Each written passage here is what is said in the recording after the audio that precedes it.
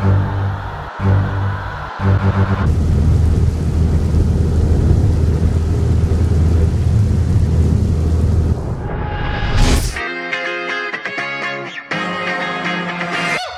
salut. Ça y est, je suis à Cannes. On est passé de 9 degrés à 22 degrés, c'est plutôt cool. En espérant que tout se passe bien durant les prochains jours et normalement il n'y a pas de souci. On est mercredi 15 mai.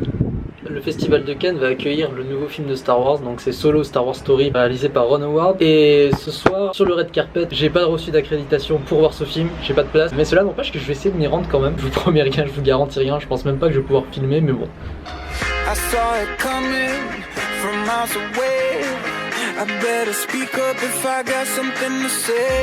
Voici l'équipe de Solo A Star Wars Story.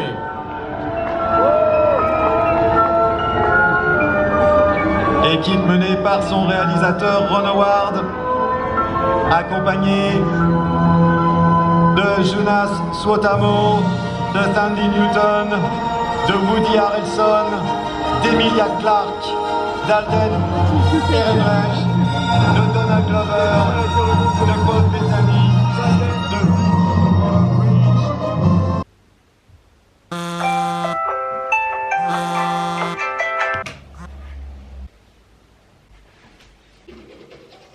Yo, alors comment vous dire que ce premier soir à Cannes était complètement dingue. Il y avait vraiment plein de beaux mondes sur le tapis rouge. Il y avait John Travolta et c'est complètement dingue de voir John Travolta sur le tapis rouge. Vraiment, c'est vraiment quelque chose de dingue. Bref, et là on est le mercredi 16 mai, je n'ai dormi que 3 heures cette nuit et je dois être à 9 h à côté du Palais des Festivals ce matin pour récupérer mon accréditation qui me permettra de voir les films durant les jours suivants. Bah allez, je file et je vous retrouve de suite après, juste de suite après, tu peux rester là. Allez ok, ce qui vient de m'arriver aujourd'hui est complètement dingue. Attends 2 secondes, je vais m'en remettre. Ce qui vient de m'arriver aujourd'hui est complètement dingue. Alors je me suis bien évidemment rendu à 9 h pour récupérer mon accréditation qui me permet de voir des films durant les prochains jours, c'est-à-dire jeudi, vendredi et samedi pour la clôture. En gros, ça ressemble à ceci. Qu'est-ce qui s'est passé une fois que j'ai obtenu ce pass? Comme tu peux le constater, c'est marqué 3 jours à Cannes. Et qui dit 3 jours dit 3 jours. Ce qui fait donc que je ne peux pas utiliser mon pass aujourd'hui et qu'il n'est valable que à partir de demain. Le truc c'est que demain je vais devoir voir un film à 8 h 30 et qu'il fallait que je retire ma place aujourd'hui. Et pour pouvoir retirer sa place, il fallait que je pénètre au cœur du Palais des Festivals de Cannes. Je suis rentré, j'ai récupéré mon billet pour demain pour 8 h 30. C'est un film qui s'appelle Dogman, apparemment c'est très bien, je vais le découvrir demain. Je récupère ma place pour Dogman et lorsque le soir le Festival de Cannes diffuse un très gros film dans le palais, et ben ils ont comme réglementation et programmation de rediffuser le même film le lendemain matin, exceptionnellement. Donc en gros, si tu le rates le soir, t'as une dernière chance le lendemain matin. Et je vais voir le mec de la caisse au passage et je lui dis écoutez, j'ai pas pu voir Solo Star Wars Story hier soir, j'ai vraiment les boules. Et vu qu'ils ont passé Star Wars hier soir et que j'ai pas pu y aller, je me suis dit pourquoi pas tenter. Alors je demande au mec en question, le mec m'a répondu bien évidemment non. Je me suis exécuté, je suis sorti du palais, j'ai dit au revoir au gars de sécurité, je me suis dit bah là je vais rentrer chez moi. Et je marche quoi 4 mètres sur la croisette et tout d'un coup il y a une fille qui voit mon t-shirt Star Wars et qui me dit vous allez le voir tout à l'heure? Je lui réponds j'aimerais bien. Et là elle me dit écoutez j'ai retiré une place en trop sans faire exprès, je me retrouve avec 2 places dont une qui me sert à rien, est-ce que ça vous intéresserait?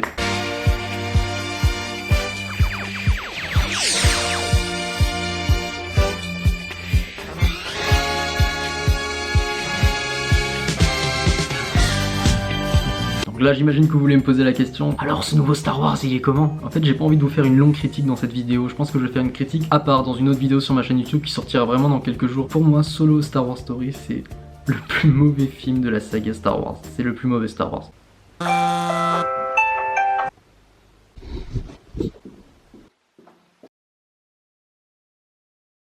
Dogman de Matteo Garonne. Voilà, la séance est à 8 h 30, faut que je sois là-bas à 7 h 30, il est 7 h 20 pratiquement, donc va falloir que je me bouge quoi.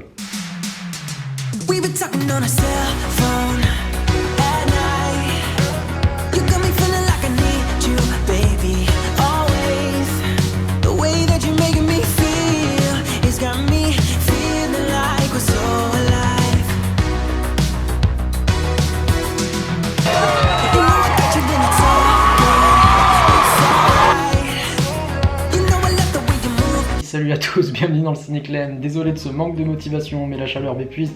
J'espère que vous allez bien et on se retrouve aujourd'hui pour ma première véritable critique de ce festival de Cannes 2018. Dogman qui est réalisé par Matteo Garonne et qui met en scène Marcelo Fonte et qui nous raconte l'histoire de Marcelo qui est un toiletteur pour chien, qui est quelqu'un de très timide, très menu et qui va se retrouver dans ce film en duo avec quelqu'un qui est l'exact opposé de cette personne. Un accro à la cocaïne, un ultra violent, un impulsif. Et ces deux opposés vont former un duo qui va créer énormément de péripéties pendant 1h30 de film, et la succession de ces scènes vont créer une histoire complètement barrée, et les acteurs sont exceptionnels, les images sont magnifiques, la photographie est sublime, bref, ce film est dingue. Absolument, faut aller voir ce film. Mais il avait beau être 8h du matin, j'étais captivé du début à la fin. Donc c'est un magnifique film et je vais lui mettre la note de 8 sur 10. Bref, je suis sorti du Palais des Festivals après cette projection de Dogman et je me suis demandé qu'est-ce que j'allais voir maintenant. Donc là, j'ai récupéré une brochure nous montrant tout le planning du Festival de Cannes de cette année. Et dans ce planning qui est absolument rempli du matin jusqu'au soir de film, et bien sur le côté c'est inscrit soit invitation, soit badge. Et pour ma part, je n'ai que le badge. Avoir une invitation, c'est postuler sur internet, avoir du piston, avoir quelque chose, enfin bref. Avoir une invitation, c'est quasiment impossible. Et à la fois possible car la seule solution visiblement c'est d'être devant le palais avec une feuille de papier où t'écris un ticket s'il vous plaît et s'il y a quelqu'un qui a un ticket en double, s'il y a quelqu'un qui a des tickets en trop comme ce qui m'est arrivé pour Solo Star Wars Story la veille, il vous le donne et vous avez de la chance quoi. Et pour ma part ce qui est assez malheureux c'est qu'en regardant la liste des films en question, les films qui m'intéressent le plus c'est ceux qui sont sur invitation et ceux qui m'intéressent le moins c'est ceux que je peux voir avec mon badge. Pour le coup Star Wars j'étais invité, pour le coup Dogman j'étais invité et maintenant il me restait plus qu'à voir d'autres films dans l'après-midi où j'avais juste à utiliser ce fameux badge et j'avais pas envie donc j'ai voulu partir du Palais des Festivals. Et en partant, je vois toutes ces personnes avec la pancarte et je vois un papier par terre. Qu'est-ce que c'est ce papier sur le coup? Alors je le ramasse, en le dépliant, je vois un ticket s'il vous plaît. Et c'est pile au moment où je le déplie qu'il y a un gars qui vient vers moi et il me dit cherche un ticket toi. Burning est un thriller coréen réalisé par Lee Chang-dong et qui nous raconte l'histoire la plus complexe et what the fuck que j'ai vu de toute ma vie. C'est 2h30 de rien. C'est un mec qui a décidé de filmer du rien. Et quand je vous dis du rien, c'est qu'il n'y a pas de scénario derrière. Il y a une sorte de faux thriller caché dans cette histoire, une fausse histoire d'amour, mais on n'y croit absolument pas pendant les 2 heures et quelques de film. Que ce soit les ombres, que ce soit les couchers de soleil, les contrastes, enfin bref, il joue énormément avec la lumière naturelle. Esthétiquement, le résultat est complètement dingue. Mais alors ce scénario. Et pour avoir réussi à tenir 2h30, et je sais pas comment j'ai fait, pour l'esthétisme du film et pour la gentillesse de la personne qui m'a offert sa place, je vais lui mettre un 2 sur 10. Parce que je pense que filmer du rien c'est possible si on y apporte vraiment quelque chose. Je pense notamment à un film qui est sorti en 2013 qui s'appelle Boyhood. Et Boyhood pour le coup c'était un film qui durait 3 heures et pendant 3 heures on suivait la vie d'un petit garçon à travers les années. L'histoire ne racontait rien que ce que la caméra voulait nous montrer, c'est-à-dire sa vie, son école, tout ça, son adolescence. Mais il avait quelque chose qui donnait de l'intérêt, qui donnait de s'accrocher pendant 3 heures. Là pour le coup Burning, non. Bref, je sors de Burning après avoir passé 5 heures et quelques, donc toute ma matinée dans une salle de cinéma et là même en plus. Et en sortant de Burning je me retrouve à l'intérieur du palais et puis là je reçois un mail du Festival de Cannes. Je me dis ils me disent que j'ai reçu une invitation. Je me dis super, mais qu'est-ce que c'est ce film? Sachant que justement on arrive au week-end et que le week-end ils ont décidé le Festival de Cannes de faire un best-of de tout ce qu'ils ont diffusé et de m'inviter à un film, ils m'invitent pour Solo. Donc je vais revoir Star Wars demain soir. Depuis que je suis à Cannes il m'arrive des trucs complètement improbables. Je vais voir 2 fois le nouveau Star Wars que personne n'a encore vu à part aux US et ici à Cannes. Allez soyons fous, je vais essayer de tenter quelque chose ce soir. Là je me repose un peu, je vais prendre une douche, j'enfile mon costard et je descends sur la croisette. Je vous dis probablement peut-être à ce soir. Et si ça marche pas, vous me verrez en train de me réveiller le lendemain matin. Bon pour le coup ça y est, tout est prêt. Je vais tenter quelque chose ce soir, on verra bien. Si j'ai pas d'invitation, tant pis. En tout cas, ce que je sais, c'est que je ferai très certainement une montée des marches demain soir, donc ça devrait le faire. Et il y a toujours mon pote là à côté. Je vous dis à tout à l'heure, ciao.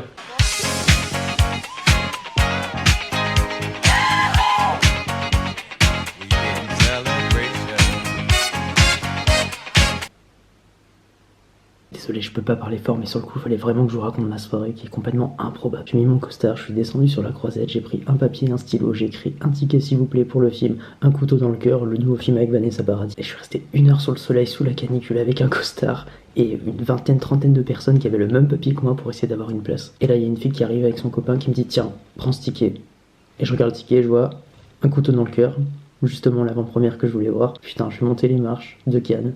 En direct et tout, avec les caméras, photographes et tout, ça va être fun quoi, juste fun quoi pour le coup. Et puis j'arrive devant la sécurité, je lui donne mon billet et le mec me dit c'est mort tu passes pas. Et je lui demande pourquoi et il me dit à cause de ton jean, il faut un pantalon costard. Et en plus je lui dis c'est le seul pantalon noir que j'ai quoi, j'ai même pas de pantalon costard. J'ai la veste, j'ai la ceinture, j'ai les chaussures, j'ai le nœud papillon, mais j'ai juste pas le pantalon costard quoi. Et vu que j'avais pas envie de rentrer à l'hôtel et que j'avais envie de continuer l'expérience cinéma, je suis allé au cinéma de la plage. Le cinéma de la plage qui est un cinéma gratuit, qui est accessible à tous et au public. Il diffusait ce soir le film documentaire Le Grand Bal de Laetitia Carton. Je m'attendais pas du tout à ça, il s'agissait d'un documentaire. C'est-à-dire qu'une femme est venue, elle a posé sa caméra dans une espèce de camping, puis elle a filmé tout le monde. 0 acteur dans son film. Présenté comme ça, on peut juste se dire que mais ça a l'air pourri. La musique est le fil rouge de l'histoire quoi. C'est vraiment ce fil conducteur qui permet justement de crédibiliser le documentaire et qui au bout des 15 premières minutes te fait oublier complètement que c'est ça quoi. C'est déjà bien plus intéressant que Burning. Pour il est plus de minuit passé quoi. Je me suis même pas rendu compte que la journée passait aussi vite. C'est pas comme si j'étais resté sur cette plage complètement éméché en train de danser sur de la musique irlandaise. C'est fou. C'est fou comme ça passe vite. Bon, sur ce, ça a été une journée complètement dingue. Il va vraiment falloir que je me couche parce que demain, il faut que je me lève pour essayer de voir le film que j'ai pas pu voir hier soir et m'acheter un pantalon costard.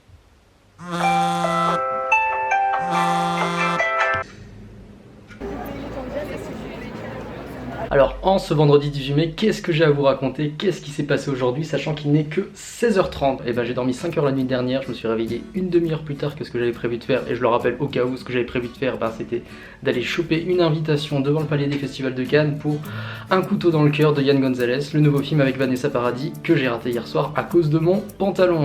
Donc Un couteau dans le cœur est le nouveau long métrage de Yann Gonzalez et mettant en scène Vanessa Paradis. Ce film se situe très exactement dans Paris pendant l'été 1979 où Vanessa Paradis, dans le rôle de Anne, est productrice de films porno homosexuels. Mais un de ses acteurs va se faire sauvagement assassiner dès les premières minutes du film, ce qui va ouvrir en fait un slasher. Alors un slasher, qu'est-ce que c'est? C'est tout simplement un film comme dans les années 90, on avait Scream, on avait Souviens-toi l'été dernier, on avait Urban Legend. C'est un film justement qui est destiné à avoir un tueur avec une bande d'ados, enfin quelque chose de très très classique. Sauf que dans ce contexte-là, au lieu de mettre une bande d'adolescents dans un lycée avec un tueur, qu'est-ce qu'ils ont fait? Ils ont viré la bande d'adolescents du lycée et ils ont mis des acteurs homosexuels qui tournent un porno gay. Et franchement, c'était génial. C'était vraiment décalé. En termes de couleur et d'esthétisme, c'est quand même le plus beau que j'ai vu sur la croisette. Mais l'imbécilité, le décalage, enfin l'idiotie de ce film, à mon avis, je pense que ça va le rendre culte. Ah, j'ai oublié de mettre l'affiche. Un couteau dans le cœur de Yann Gonzalez, c'est un film complètement violent, complètement ironique, complètement débile, complètement décalé, complètement gore, complètement dur, complètement sanglant, complètement pas accessible à tous, mais à ceux qui sont très curieux et qui ont envie de voir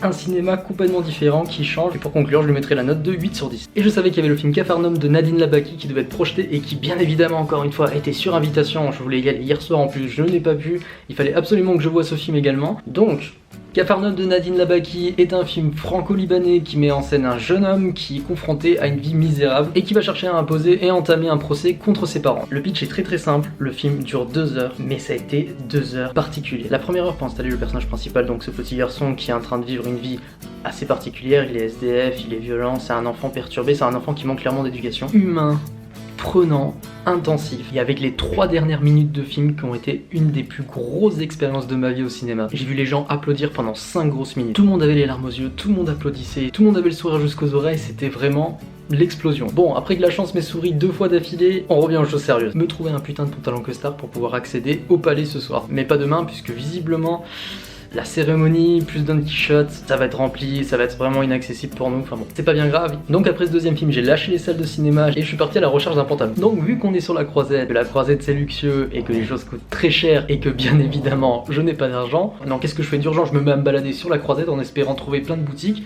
Et effectivement, il y a plein de boutiques, sauf que le pantalon coûte minimum 500 balles, la veste 1200. Je marche, je tombe sur un des Bogdanov. Je sais même pas si c'est Igor Grishka, je vais vous placer la photo, vous allez me dire en commentaire qui c'est. Et ensuite je continue à marcher, je décide d'aller visiter le Vieux Cannes, une sorte de rue piétonne où il y a plein de boutiques où ils vendent des trucs pas chers à 5 €, des vieux t-shirts, des machins et tout. Et bien évidemment il y a des pantalons costards à 15 balles mais ils sont très larges et ils sont roses. Donc désespéré je décide de rentrer dans une boutique où une femme vend plein de trucs à 1 €, 2 €, genre des piles, des ampoules, tout ça. Et je décide de prendre un ruban adhésif PVC que voici et qui à l'inverse du pantalon lui m'aura coûté 1,99 €. Et vous allez me dire mais qu'est-ce qu'il va faire? Ce qui m'a trahi hier soir en fait c'est le fait qu'il y ait des plis. Ce genre de plis sont automatiques sur les pantalons. Donc l'idée c'est de créer des retrousses moi-même avec du scotch noir, donc c'est parti.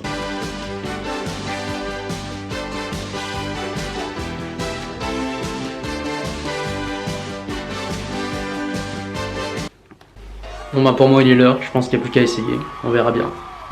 Lescure et toute l'équipe du festival ont eu envie de faire plaisir à ces jeunes-là, à ces 1500 jeunes qui sont venus ici au Festival de Cannes pour se faire plaisir. Les jeunes, en tout cas, ceux qui ont pu bénéficier de l'opération 3 jours à Cannes, 3 Days in Cannes, qui viennent de la France entière, de l'Europe, c'est eux qui sont là.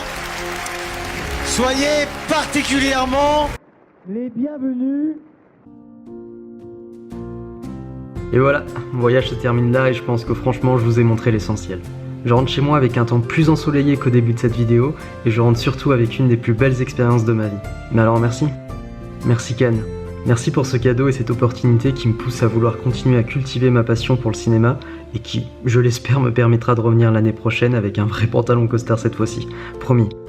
Merci encore, merci 1000 fois. Signé Clément.